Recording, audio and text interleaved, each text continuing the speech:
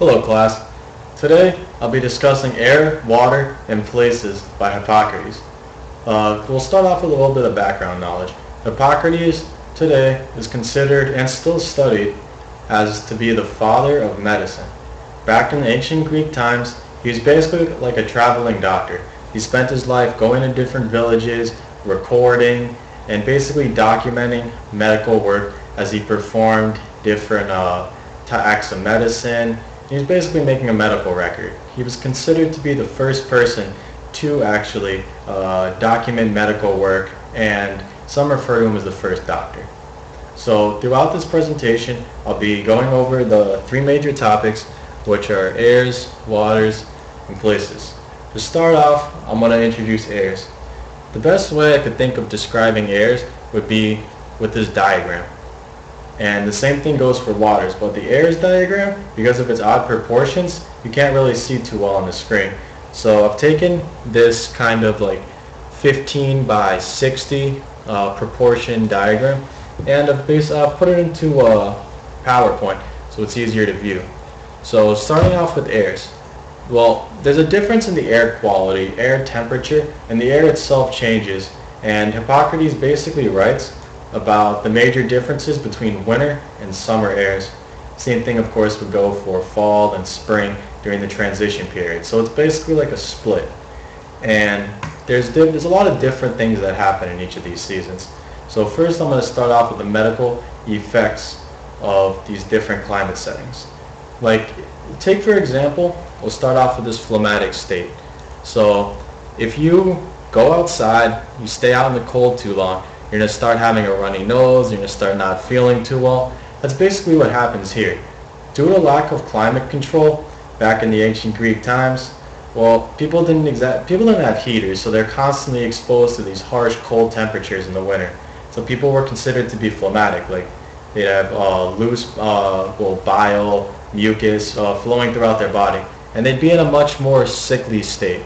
So during the winter, they'd be considered phlegmatic, while in the summer, they'd have much more dry sinus passages, and they'd basically be healthier. Same thing would also go for organ behavior. I mean, the passage that I read didn't go into much detail about how the organs behave differently, but it was the same concept with the phlegmatic state, that during the winter, it's a lot more unhealthy than during the summer. That the body just behaves better and it has stronger antibodies and is better at fighting off disease during the summer and then weaker in the winter. And then finally, the same thing will go for pregnancy and pregnancy complications. Hippocrates recorded that during the winter time that there was a lot of pregnancies that went bad, like deliveries, like failed deliveries, negative discharge upon delivery, unhealthier babies. And while during the summer, well, you can see how happy this lady is.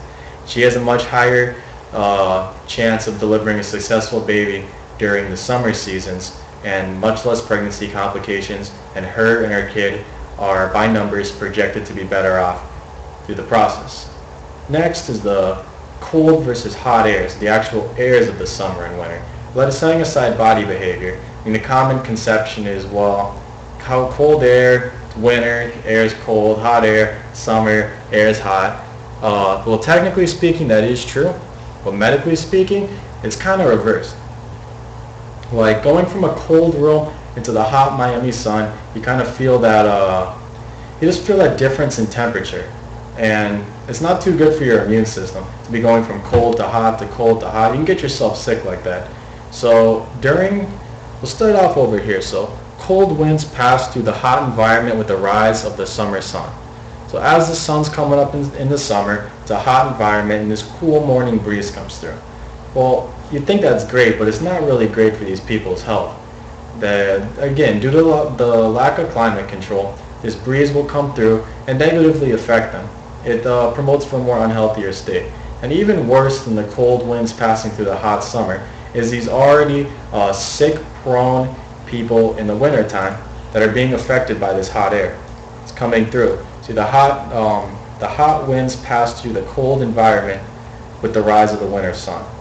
So these people are already in a sickly state. Their antibodies are not working well. They're already more prone to illness. and then this cold to hot to cold comes in after the harsh winter night temperatures, and this hot air comes in, and it's basically throwing their bodies all the way off. Next, I will show you guys my Revit masterpiece that I've worked on. Yep, here's my village. Take it over here. This blue square right there, take for example that's going to be the village's body of water, like their lake, their main fresh water source. And all these little building looking like things, that's going to be the village. And this giant wall, that's going to be the hillside that it sits on. So first we're going to take I'm going to give you guys a quote about this kind of place topic from Hippocrates himself. It says, "Sheltered from the east winds while the hot and cold north winds blow past makes for a very unhealthy situation." So what's basically happening here is the sun, along with the wind, is being blocked out by this eastern wall. It's eastern because I will turn the coordinates on to display shadow. So north, it's sitting west on a hill, blocked by this eastern wall, and this wall is blocking out the wind and the sun. So let's take this morning example that I was talking about in the air section. So it's 7 o'clock in the morning, bam, water source. And basically what happens is the wind is being blocked out, and there's not a lot of sun that's touching your water. Well, why is this bad? It's basically because of the idea of the morning fog. See, it goes 7, 8, 9, 10. The shadow's still over the water source. I mean, this is the main hours in the morning. Turn it back to 7 o'clock, for example. So you're sitting on this hillside, the fog comes in, and the fog, especially during the wintertime, makes for kind of an unhealthy, unpleasant, moist environment. And the reason it's bad being on the west side of the hill is that you want the fog to evaporate. Again, with the climate control, not having air conditioning, not having AC to pull the humidity out of the air, these people are freezing, and now they're exposed to this fog for an extended period of time. Because the sun acts, and when it hits the village, along with the wind blowing through the village, both of those are great elements that help to clear the fog out. But in this situation, we don't have those elements. It's being blocked out by this evil hillside over here. So this Hippocrates described as the most unhealthy place to live. As on a reverse, if you took the backwards of this and moved the wall over to here, that would be the healthiest, due to the fact that the sun and the wind can come unblocked and kind of clear the fog out and have a better morning condition for when these poor people wake up. Now the final thing I'm going to cover is going to be waters. I produced another diagram, this one representing water, and I'm going to start off with what I was talking about earlier, the west sun and the east sun. So the west, with the west sun, which is what you guys saw, a strong west sun and then a blocked east sun, with strong west, blocked east, you're going to have dirty water. Because again, with the fog and the fog sitting too long, creating this moist, unhealthy environment, it's going to be bad here. While over here, with the strong east sun and a weaker west sun, it typically makes for a healthier environment because the water is exposed. It's not exposed to the fog. It gets direct sunlight, and everything is just cleared out, and you get a better water situation. So let's talk about the already standing water. If we move over to here, we have standing water evaporating. During the evaporation process, Hippocrates writes about how only the cleanest forms of the water will rise up. Like the clouds, they don't want the dirty water.